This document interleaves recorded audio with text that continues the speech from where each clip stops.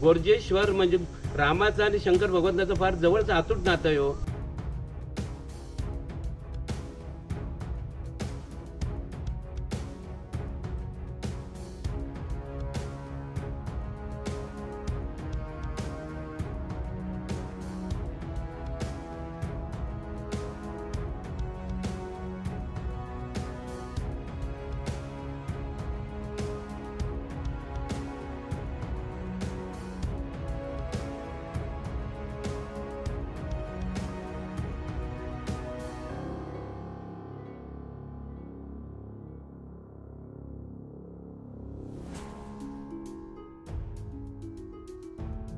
याची सुरुवात आम्ही 1990 पासून सुरू केली. इथे काहीतरी व्यवस्थित व्हावं या दृष्टीने. मग त्यावेळेला आम्ही इथं जो आमचा या पंचकृषीचा परिसर आहे त्या गावांना जायचो आणि लोकांना सांगायचो की बाबा आपल्या मंदिराचा असा आपल्याला जीर्णोद्धार करायचा आहे. लोक उत्स्फूर्तपणे त्यावेळेला 2 रुपयापासून तर 5 रुपयापर्यंत अशी देणगी द्यायची.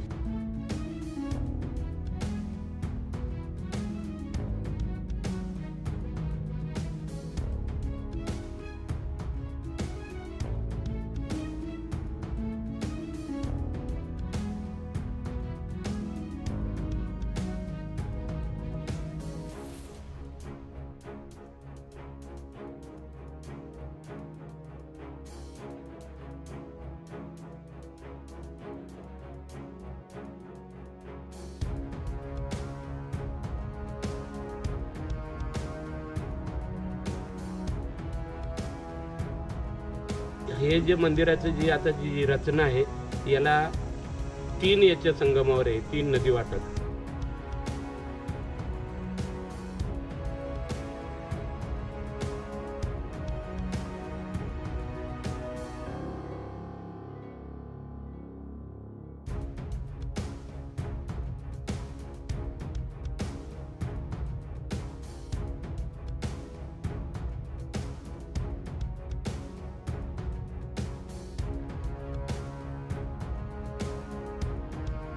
इथे ह्याला देवळाची धार म्हणून म्हणतात हे समोरच्या विषयात.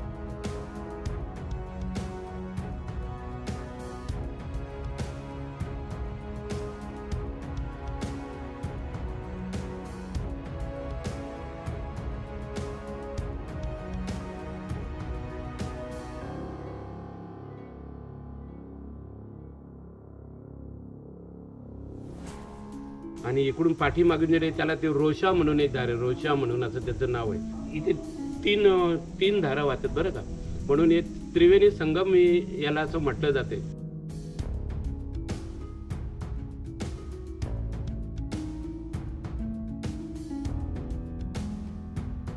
जेव्हा प्रभू रामचंद्र अयोध्येमध्ये जन्माला आले तर शंकर भगवंतांना वाटलं का बाबा आता आपल्याला मनुष्यरूपामध्ये जर हा देव बघायला भेटतो तर आपण तिथे जाऊया. दशरथ राजाचा वाडा आणि तिथेशी आपल्याला सारख्या संतांना जर कसे जाऊन देतील असा त्यांना प्रश्न पडला.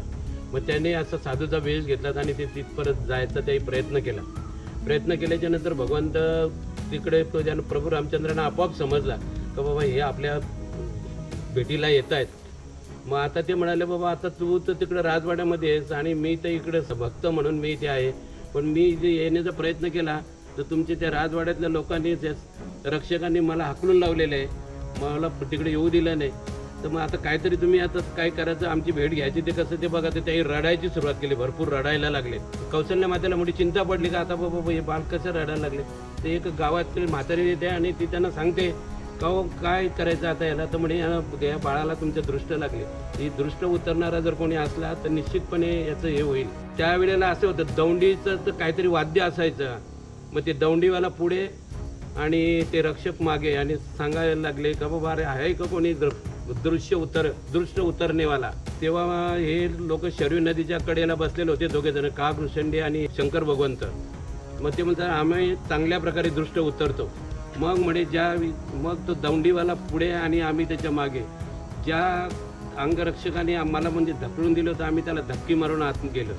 कौशल्य मातेने मी तिथे गेल्याच्या नंतर माझ्या समोर देवाला दिला आणि सांगितलं हो आता लगेच तिथे त्यांचं चेहऱ्यावर त्यांची नजर पडल्याबरोबर रडण्याचं बंद झालं. ते अंतर्यामी म्हणायला लागले, काय देवा इथे सुद्धा तुम्ही काही माझा हे सोडलं नाही, इथे पण तुम्ही दर्शनाचा चान्स सोडला नाही. असे शंकर भगवंत आणि प्रभू रामचंद्रांचं तिथेशी संभाषण झालेलं आहे. मग काक भूषंडे त्यांच्याबरोबर शांत होते. ते म्हणाले का आता मला आपल्याला आता जायला पाहिजे, हे सगळं झालं.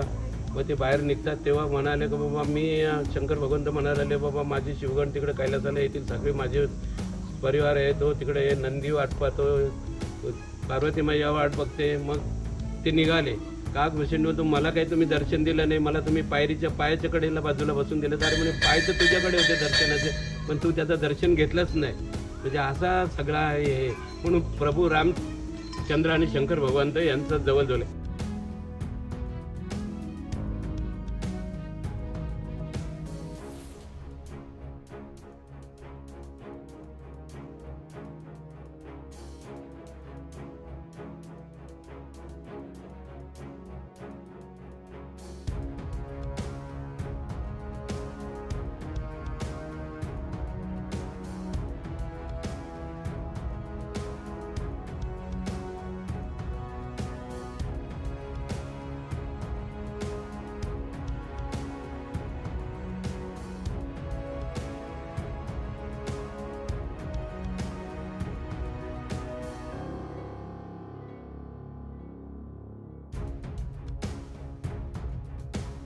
इथे जी कुंड आहेत ना, मग ज्यांच्या काही असं काही प्रापंचिक अडचण जर मिटली ते हे फळेगावचे 3 लोकांनी बांधून दिले. चिमाजी भोयर म्हणून आहे, त्यांनी एक बांधलेले आहे. त्याच्यानंतर एक दांडगावचे जे बुधाजी मेसरे आम्ही जे म्हणत होते त्यांचा उल्लेख केला, त्यांनी ते बांधलेले आहेत. आणि हे जे कुंडातून जे पाणी निघते ना, ते 80 फूट खाली म्हणजे कुंडाची आणि या नदीची पातळी आम्ही घेतली.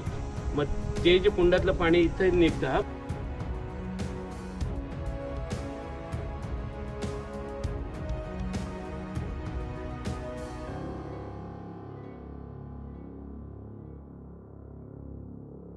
मग आता त्याचं ते कॉक उघडला त्यावेळेला तर लगेच हे पाणी सगळं सरसर खाली होणार, तुम्हाला मोकळ्यापणाने ते देवाचं दर्शन तिथं होईल अशी सगळी योजना केलेली आहे.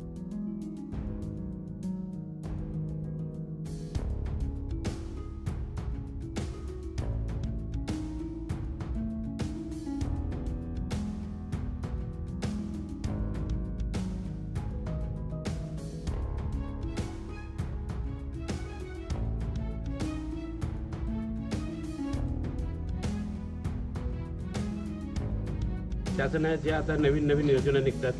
तर 280 हेक्टर जमिनीचं तशी काहीतरी शेतकऱ्यांना फायदा होईल म्हणून कोकण पाटबंधारे विभागाने बंधारा इथे बांधला कोल्हापूर पद्धतीचा. तर आम्ही त्यावेळेला त्यांना मना केली का बाबा पाणी भरल्याच्या नंतर आमच्या देवाचं इथले जे सगळे यात्रा वगैरे हे जे होते याचं अस्तित्व नष्ट होईल. तर म्हणे हा स्टोरेज बंधारा नाही आहे, हा बंधारा कोल्हापूर पद्धतीचा आहे.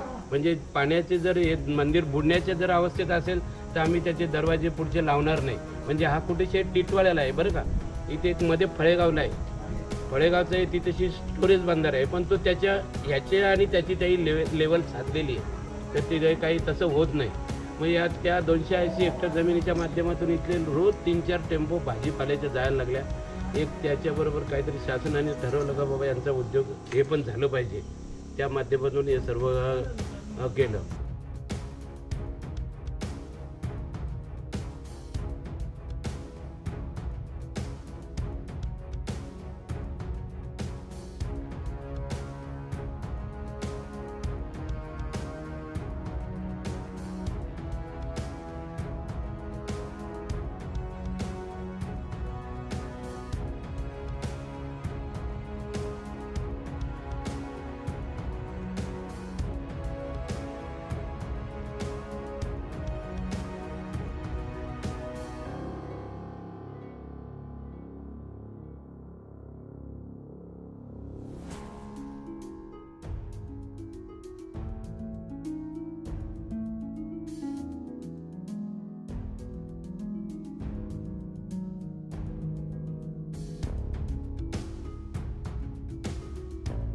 जेव्हा आम्ही 2008ला यालाचं रजिस्ट्रेशन केलं तर त्याप्रमाणे शासनाकडून आम्हाला 30 लाख रुपये निधी मिळाला.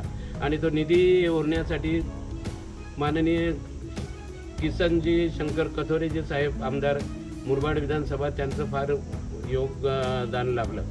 आता त्यांनी जे केल्यामुळे हा 30 लाखाचा निधी पहिल्या वर्षी पडला, तर हा घाट बांधला.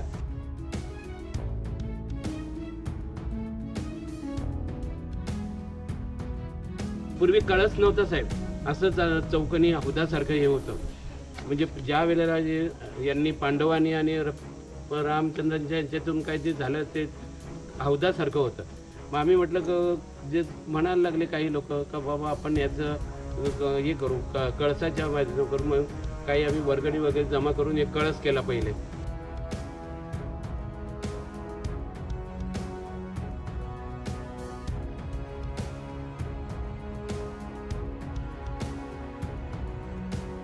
तर आता शासनाने जेव्हा आम्ही 2008ला याला रजिस्ट्रेशन केलं, तर त्याप्रमाणे शासनाकडून आम्हाला 30 लाख रुपये निधी मिळाला. आणि तो निधी ओरण्यासाठी माननीय किसनजी शंकर कथोरेजी साहेब आमदार मुरबाड विधानसभा त्यांचं फार योगदान लाभलं.